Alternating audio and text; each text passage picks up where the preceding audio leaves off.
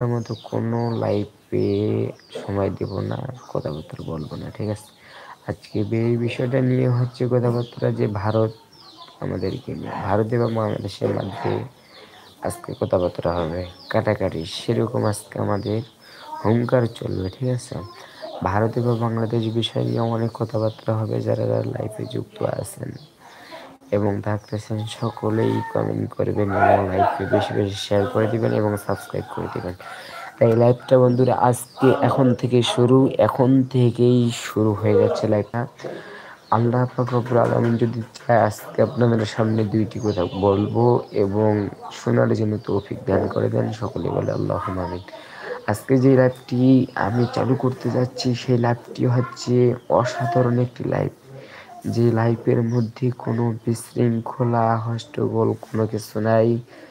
ওই লাইফটা হচ্ছে সেই লাইফ যে লাইফের মধ্যে শৃঙ্খলা বজায় রাখার জন্য মানুষ কত না কিছু করতেছে। আজকে যে লাইফটা আমি চালু করতে যাচ্ছি, সর্বপ্রথম বলি আবার সালাম দিলাম যে ফারাবির মতো হ্যালো হোয়াটসঅ্যাপ গাইস এবং ভাই ব্রাদার সকলকে আসসালামু আলাইকুম রহমতুল্লাহি তাআলা বারাকাতুহু।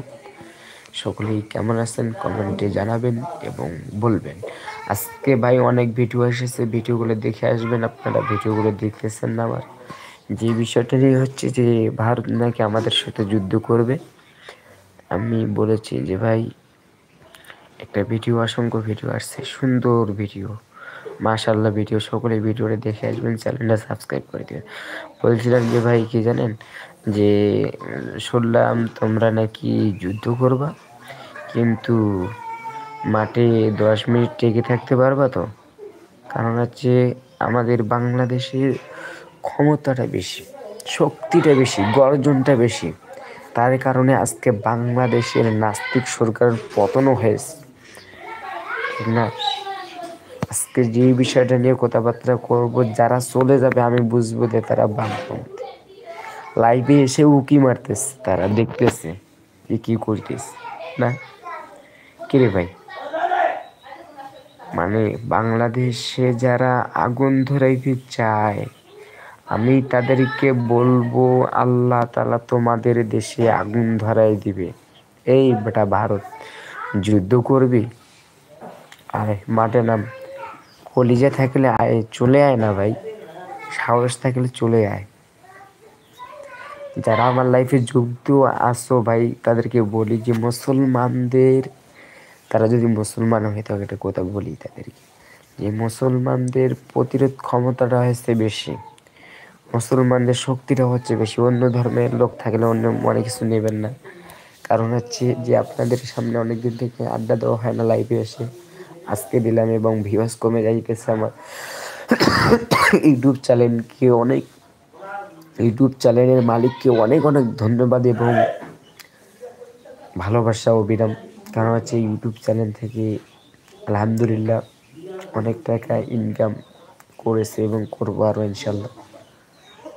দোয়া করবেন সকলে এবং সাপোর্ট করবেন, সকলেই সাপোর্ট করবেন ভাই। ইউটিউব চ্যানেলের আজকে একদিন কারোর জন্য না, সকলেই ইসলাম পথে যদি চলতে পারি বেশি বেশি করে সাপোর্ট করবেন, ঠিক আছে? আর লাইভটা সকলে শেয়ার করে দেন, যারা যারা নতুন আমার চ্যানেলে সকলে সাবস্ক্রাইব করে দেন এবং কমেন্ট করেন।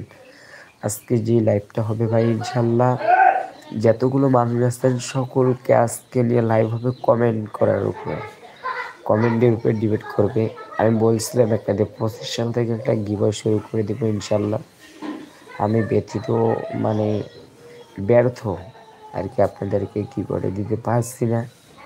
ইনশাল্লাহ আর কয়েক মাস গেলে আমি দিয়ে দিব, দেওয়া শুরু করব। কারণ হচ্ছে বর্তমানে আমার খুবই অসুস্থতার ভিতরে আছে এবং টাকা পয়সা হাতে নাই। যদি ইউটিউব চ্যানেল থেকে টাকা ওঠাই তাহলে সেদিন একটা গিভওয়ে দিব ইনশাল্লাহ, সকলেই গিভওয়েটাই পাবেন।